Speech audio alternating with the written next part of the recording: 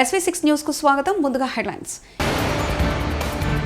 500 ఏళ్ల తర్వాత అయోధ్యలో హోలీ వేడుకలు.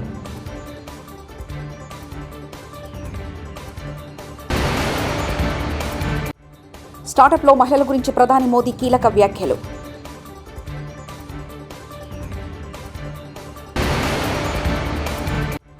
బండి సంజయ్ని అధ్యక్ష పదవి నుంచి ఎందుకు తొలగించారో చెప్పాలి, మినిస్టర్ పొన్నం.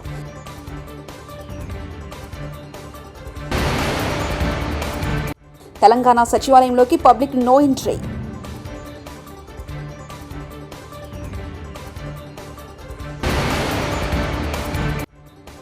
షర్మిలా దెబ్బ జగన్ అబ్బా, ఎన్నికల వేళ పీక్స్ చేరిన పాలిటిక్స్. అయోధ్యలో 500 ఏళ్ల తర్వాత హోలీ వేడుకలు ఘనంగా జరగనున్నాయి. ఈ హోలీ చారిత్రాత్మకంగా నిలిచిపోనుంది. ఈ నెల 25న జరగబోయే హోలీ వేడుకలకు రామాలయం ముస్తాబవుతుంది. రామభక్తులు ఈరోజు బాలరామునితో హోలీ వేడుకలు చేసుకోనున్నారు.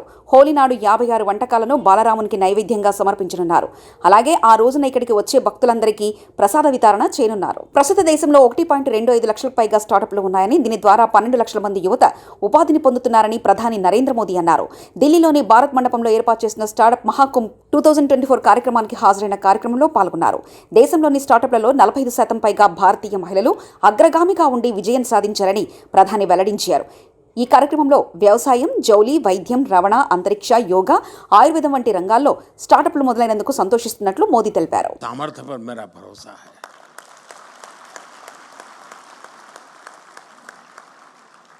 भारत ने अपना ये विजन अपनी G20 प्रेसिडेंसी के दौरान स्पष्ट किया है. इसी प्रीमाइसिस में G20 समिट हुई.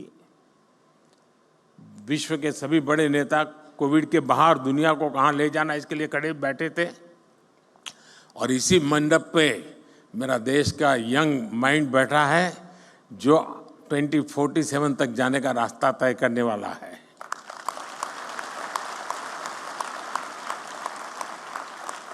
भारत ने स्टार्टअप 20 के तहत दुनिया भर के स्टार्टअप इकोसिस्टम को एक साथ लाने का प्रयास किया है. इसी भारत मंडपम में G20 के दिल्ली डिक्लेरेशन में पहली बार स्टार्टअप्स को न सिर्फ इंक्लूड किया गया बल्कि उन्हें नेचुरल इंजन ऑफ ग्रोथ भी माना गया.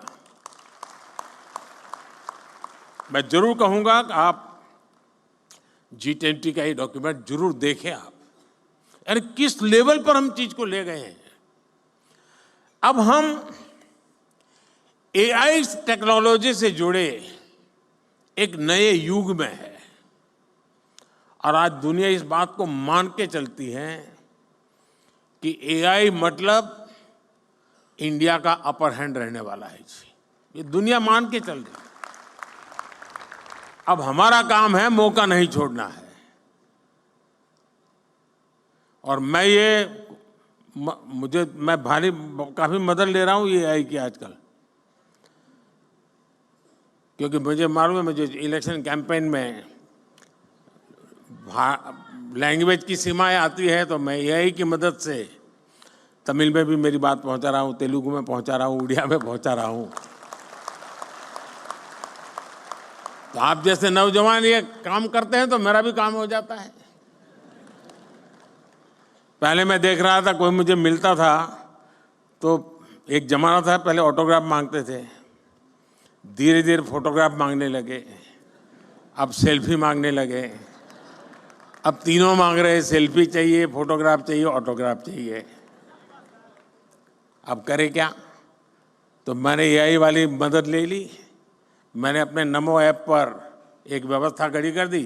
अगर मैं यहाँ से गुजर रहा हूँ और कहीं पर एक कोने पर आपका आधा चेहरा भी आ गया तो AI की मदद से आप निकाल सकते हैं मोदी के साथ मैं खड़ा हूँ.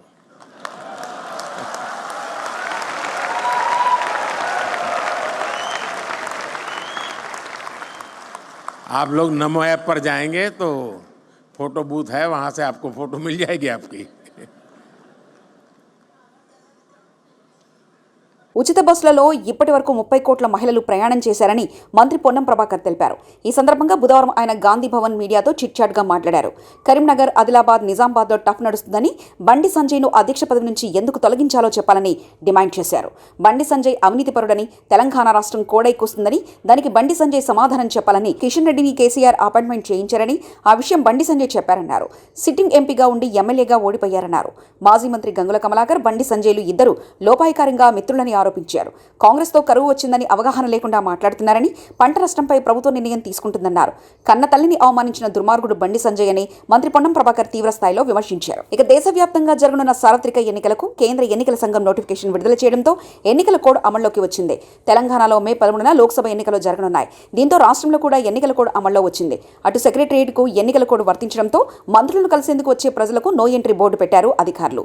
కోడ్ అమల్లో ఉన్నందున మంత్రులు ఛాంబర్కి అనుమతి లేదని అధికారులు స్పష్టం చేశారు. శాఖల వారీగా పనులుంటే తప్ప సెక్రటరియట్కి అనుమతిపై ఆంక్షలు విధించారు. ఇప్పటికే ప్రజాపాలన కార్యక్రమాన్ని ప్రభుత్వం తాత్కాలికంగా వాయిదా వేసింది. ప్రజలను ప్రలోభాలకు గురి చేసే ఏ కార్యక్రమాలను అమలు చేయొద్దంటూ ఈసీ నిర్ణయం తీసుకుంది. కోడ్ రాకముందు నిత్యం వివిధ సమస్యలపై సెక్రటరియట్కి పబ్లిక్ క్యూ కట్టారు. ఇక వైనాట్ 175 కొద్ది రోజుల క్రితం జగన్ నోట గట్టిగా వినిపించిన మాట రాను రాను స్వరం మారింది, సంఖ్య మారుతుంది. దీనికి ప్రధాన కారణం వైసీపీ ప్రభుత్వంపై ప్రజల్లో ఉన్న వ్యతిరేకత ఒకటైతే, రెండోది టీడీపీ, జనసేన, బీజేపీ కూటమి జగన్ నిద్రలేని రాత్రులు గడిపేలా చేస్తుందట. తాజాగా జగన్ చెల్లి షర్మిల భయం పట్టుకున్నట్లు తెలుస్తుంది. వైఎస్ఆర్ తెలంగాణ పార్టీని కాంగ్రెస్లో విలీనం చేసి ఏపీ రాజకీయాల్లో ఎంట్రీ ఇచ్చారు వైఎస్ షర్మిల. సొంత అన్నయ్య ప్రభుత్వాన్ని విమర్శిస్తూ వైసీపీని గద్దె దించాలని పిలుపునిస్తారు. కాంగ్రెస్ ఏపీలో ఎన్ని సీట్లు గెలుస్తుందని పక్కన పెడితే ఎన్ని ఓట్లు చీలుస్తుందనే భయం జగన్ను వెంటాడుతుందన్న చర్చ గట్టిగానే వినిపిస్తుంది. 2019 ఎన్నికల్లో వైసీపీ గెలుపులో షర్మిల పాత్ర ఉంది.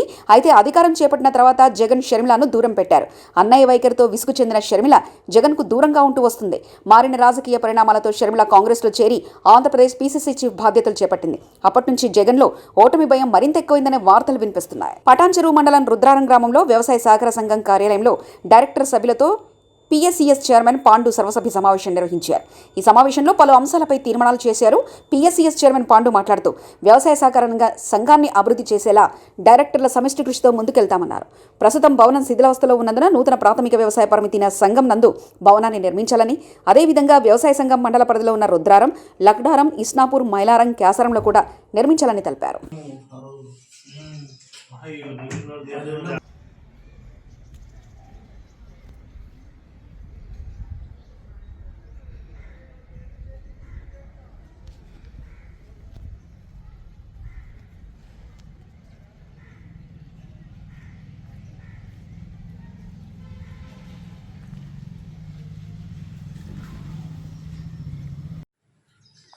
రుద్రారం పిఎస్సిఎస్ ఆఫీస్ నందు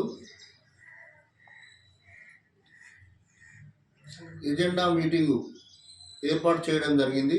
మొన్న నూతనంగా నన్ను డైరెక్టర్లు అందరూ కలిసి చైర్మన్ ఎన్నుకున్నారు. మాకు తక్కువ టైం ఉన్నందున మేము ఈ యొక్క సంఘాన్ని అభివృద్ధి చేయాలని చాలా దృక్పథంతో ముందుకు పోతూ ఉన్నాము. మా డైరెక్టర్లు మేము అందరం కలిసి దానిలో భాగంగానే ఈరోజు జనరల్ బాడీ మీటింగ్ ఏర్పాటు చేయడం జరిగింది. ఈరోజు సంఘం భవనం శిథిలావస్థలో ఉన్నది కాబట్టి ఆ సంఘ భవనం గురించి నూతనంగా ఏర్పాటు చేయడం తీర్మానం చేయడం జరిగింది. అదేవిధంగా గ్రామంలో రైతులు వ్యాపారం చేసుకోవడానికి ఈ సంఘం ఏరియాలో మినీ మార్కెట్ను కూడా ఏర్పాటు చేసుకోవడానికి తీర్మానం చేయడం జరిగింది. కావున గ్రామ ప్రజలందరూ ఈ మినీ మార్కెట్ మొదలైన తర్వాత అందరికీ రైతులకు మేము సహకరిస్తాం. వారు కూడా ఈ సంఘ అభివృద్ధికి సహకరించగలని కోరుతా ఉన్నాం. సంఘంలో రుద్రారం, లడ్డారం, ఇస్నాపూర్, క్యాసారం, మైలారం, నందిగామ ఈ యొక్క 6 గ్రామాలకు సంబంధించిన రైతులు ఉంటారు కాబట్టి వారు స్వయంగా ఇక్కడ కూరగాయలు పండించిన రైతులు వారు ఏమి తీసుకొచ్చిన మా సొసైటీలో వారు ఇక్కడ కూరగాయలు మినీ మార్కెట్ అందుకే ఏర్పాటు చేస్తున్నాము. రైతులు స్వయంగా అమ్ముకునేటట్టు మేము ఖచ్చితంగా మంచి డెవలప్మెంట్ చేద్దామనే ఆలోచనతో ఉన్నాము.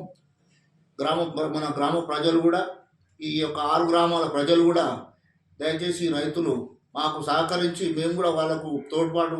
బీఆర్ఎస్ ప్రభుత్వం చేసిన అధికార దుర్వినియోగమే కాంగ్రెస్ పార్టీ చేయడం దురదృష్టకరమని బీజేపీ మాజీ ఎమ్మెల్యే రఘునందన్ రావు విమర్శించారు. గతంలో కాంగ్రెస్ ఎమ్మెల్యే బీఆర్ఎస్లోకి చేర్చుకున్నారు. ఇప్పుడు బీఆర్ఎస్ ఎమ్మెల్యేలను కాంగ్రెస్లోకి చేర్చుకోవడం ప్రజాస్వామ్యానికి మంచిది కాదని అన్నారు. మీకున్న 64 మంది ఎమ్మెల్యేలను కాపాడుకుంటే సరి, గేట్లు తీసేయడం ఎందుకని రఘునందన్ రావు ప్రశ్నించారు. కాంగ్రెస్ అమలు కాని హామీలపై ప్రజలు అప్రమత్తంగా ఉండాలని తెలిపారు.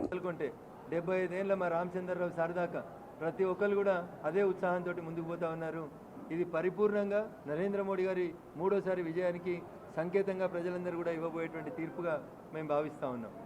నిన్నటిదాకా ఈ రాష్ట్రంలో అధికారంలో ఉన్నటువంటి పార్టీ ఏ తప్పు పనులైతే చేసిందో, ఏ అధికార దుర్వినియోగానికి అయితే పాల్పడిందో అదే పనులని ఈరోజు కాంగ్రెస్ పార్టీ చేయడం అనేది దురదృష్టకరం. 10 ఏళ్ల పాలనలో వాళ్ళు చేసినటువంటి తప్పులు, ప్రతిపక్షాలకు సంబంధించి ఎన్నికైనటువంటి ప్రజాప్రతినిధులని వాళ్ళు గౌరవించినటువంటి విధానం దేశం మొత్తం చూసింది. ప్రజలందరూ కూడా బాధపడ్డారు. ఆ అనుభవం నుంచి గుణపాఠం నేర్చుకోవాల్సినటువంటి కాంగ్రెస్ పార్టీ ముంగటి నాగలు ఎట్లా పోతే వెనుక నాగలు అట్లే పోతుంది అన్నట్టు టీఆర్ఎస్ పార్టీ ఎన్ని తప్పులు చేసిందో తిరిగి అవే తప్పుల్ని పునరావృతం చేసేటువంటి కార్యక్రమాన్ని కాంగ్రెస్ పార్టీ ప్రారంభించింది. ఇది బాధాకరం, దురదృష్టకరం. ప్రజాస్వామ్యానికి ఇది మంచిది కాదని చెప్పి నేను ఈ సందర్భంగా కాంగ్రెస్ పార్టీ పెద్దలకి ఈ సందర్భంగా హితవు పలుకుతా ఉన్నాను. మేము గేట్లు తీస్తాం. గేట్లు తీసిన ఎందుకన్నా ఆల్రెడీ నీకు 64 మందిని ప్రజలు ఇచ్చిండ్రు. నీ గేట్ లోపల ఉన్న వాళ్ళని నువ్వు భద్రంగా చూసుకుంటే చాలు కదా. నువ్వు గేట్లు తీసి కొత్తగా బయట వాళ్ళని తెచ్చుకోవాల్సినటువంటి అవసరం ఎందుకు వచ్చింది అనేది ఒకసారి ముఖ్యమంత్రి గారు ఆలోచించుకోవాలి. మీకంటే ముందు పనిచేసినటువంటి ముఖ్యమంత్రి తప్పు చేసిండనే, ఇతర పార్టీల ఎమ్మెల్యేలను కొనుగోలు చేయడం తప్పనే టీఆర్ఎస్ పార్టీకి ప్రజలు ఆ రకమైనటువంటి తీర్పు ఇస్తే 100 రోజులు కాకముందే మీరు కూడా అదే అడుగుజాడలలో పోవాలని ఆలోచించడం దురదృష్టకరం. మీరు ఎన్నికల కంటే ముందు ప్రజలకు ఇచ్చినటువంటి వాగ్దానం, మేము గెలుస్తాం, నేను ఆగుండ్రి, ఇప్పుడు తీసుకుంటే ₹1,00,000 వస్తుంది లోను, లేకపోతే లోను 1,00,000 మాఫీ అవుతుంది, నేను ఆగుండ్రి 2 లక్షలు మాఫీ చేస్తాము అని చెప్పిండ్రు. 3 నెలలైంది మీరు ముఖ్యమంత్రి అయి. 2 లక్షల రైతు రుణమాఫీ చంద్రశేఖరరావు గారు ఎట్లయితే అబద్ధాలు చెప్పి కాలం గడిపిండో రేవంత్ రెడ్డి గారు కూడా అదే అడుగుజాడలో నడవడం అనేది దురదృష్టకరం. చిన్న వయసులో మీకు అవకాశం వచ్చింది, ప్రజలకు ఇచ్చినటువంటి వాగ్దానాలను నిలబెట్టుకుంటే బాగుంటుంది. కానీ 3.5 కోట్లు ఓడిపోయిన అభ్యర్థులు పోయి కొబ్బరికాయలు కొట్టురని జీవోలు ఇస్తే ఇది ప్రజాస్వామ్యానికి మంచిది కాదని చెప్పి నేను ముఖ్యమంత్రి గారికి ఈ సందర్భంగా తెలియజేయదలుచుకున్నాను. వాళ్ళు గొంగలనే కూర్చొని అన్నం తిన్నారు, మీరు గొంగలనే కూర్చొని అన్నం తినేటువంటి ప్రయత్నం చేస్తూ ఉన్నారు. తెలంగాణ సమాజం దీన్ని స్వాగతించదు, దీన్ని ఇష్టపడదు రేవంత్ రెడ్డి గారు. అందుకని 2,000 పింఛన్ 4,000 ఇస్తా అన్నారు. నిన్నటి దాకా ఎవరెవరికైతే 2,000 వచ్చినాయో వాళ్ళందరికీ 4,000 ఇయ్యండ్రి. వాళ్ళు 3,000 నిరుద్యోగ భృతి ఇయ్యక విఫలమైనరని చెప్పి మీరు చెప్పిండ్రు కదా. రాహుల్ గాంధీ సమక్షంలో 4,000 నిరుద్యోగ భృతి ఇస్తా అన్నారు కదా. గెలిచి 4వ నెలకు వచ్చిండ్రు రేవంత్ రెడ్డి గారు. ఇప్పుడు నిరుద్యోగ భృతి 4,000 ఇయ్యండ్రని అడుగుతుంది సమాజం. వీటి మీద మాట్లాడుకుంటే బాగుంటుంది. కానీ కాంగ్రెస్లోకి వెళ్తే బీఆర్ఎస్లకి, బీఆర్ఎస్లోకి వెళ్తే కాంగ్రెస్లకి బొమ్మ బొరుసులాగా ఒక నాణ్యానికి మీ ఇద్దరి మధ్యలో ఉన్న విడదీయరాని బంధాన్ని మరొకసారి మీరు తెలంగాణ సమాజం ముందు ఉంచుతున్నారు. ఇది విఘ్నులైనటువంటి తెలంగాణ ప్రజలు ఆలోచించాలని చెప్పి నేను ఈ సందర్భంగా అప్పీల్ చేస్తా ఉన్నా. ఓ కాంగ్రెస్ తల్లి కాంగ్రెస్గా, ఓ కాంగ్రెస్ పిల్ల కాంగ్రెస్గా వ్యవహరించొద్దని చెప్పి నేను కాంగ్రెస్ పార్టీ పెద్దలకు చెప్పదలుచుకున్నాను. చంద్రశేఖరరావు గారు చేసినటువంటి తప్పులే ఇతర పార్టీల ఎమ్మెల్యేలని ఏ మందల కడితేంది ఈ నిడంక తెచ్చి మన కరీంనగర్ జిల్లా గంగాధర బస్టాండ్ ఆవరణలో 2 ఆర్టీసీ బస్సులు ఒకదానిని ఒకటి ఢీకొట్టడం జరిగింది. గంగాధర బస్టాండ్ ఆవరణలో ఆర్టీసీ బస్సులు రాకపోకలకు ఏర్పాటు చేసినటువంటి రోడ్డు మార్గాలు సక్రమంగా లేకపోవడంతో ఆర్టీసీ డ్రైవర్లకు తలనొప్పిగా తయారైంది. వర్షాకాలంలో ఒక బస్ స్టాండ్ ఆవరణ నుండి బయటకు రావాలంటే ఊగిసలాడుతూ అందులో ఉన్న ప్రయాణికులు భయోందనకు గురి కావాల్సిన సందర్భాలు ఎన్నో ఉన్నాయి. ఇప్పటికీ ఆర్టీసీ సంస్థ ఏనాడు కూడా పట్టించుకున్న దాఖలాలు లేవని ప్రయాణికులు ఆవేదన వ్యక్తం చేస్తున్నారు. నేడు బస్టాండ్ ప్రాంగణంలో 2 బస్సులు ఒకే మార్గంలో వెళ్లడంతో రోడ్డు మార్గంలో వెళ్లడంతో నేడు బస్టాండ్ ప్రాంగణంలో 2 బస్సులు ఒకేసారి రోడ్డు మార్గంలో వెళ్లడంతో రోడ్డు గతుకులమయం కాగా బస్సులు అటు ఇటు తిరగడం, ఊగడం, 2 బస్సులు ఒకదానికొకటి ఢీకొంటూ ప్రజలు భయాందోళనకు గురయ్యారు. అదృష్టవశాత్తు ప్రమాదం ఏమీ జరగకపోవడంతో అందరూ పీల్చుకున్నారు. ఇప్పటికైనా ఈ పరిస్థితిని చక్కదిద్దే చర్యలు చేపట్టాలని ప్రయాణికులు కోరుకుంటున్నారు. 500 ఏళ్ల తర్వాత అయోధ్యలో హోలీ వేడుకలు.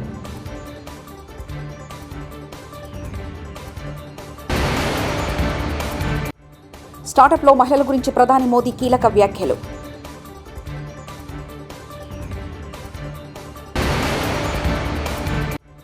బండి సంజయ్ని అధ్యక్ష పదవి నుంచి ఎందుకు తొలగించారో చెప్పాలి, మినిస్టర్ పొన్నం.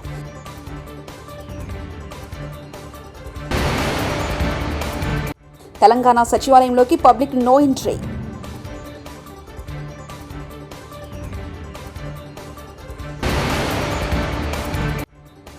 షర్మిలా దెబ్బ జగన్ అబ్బా, ఎన్నికల వేళ పీక్స్ చేరిన పాలిటిక్స్. ఇవి బులెటిన్ విశేషాలు. చూస్తూనే ఉండండి SV6 న్యూస్.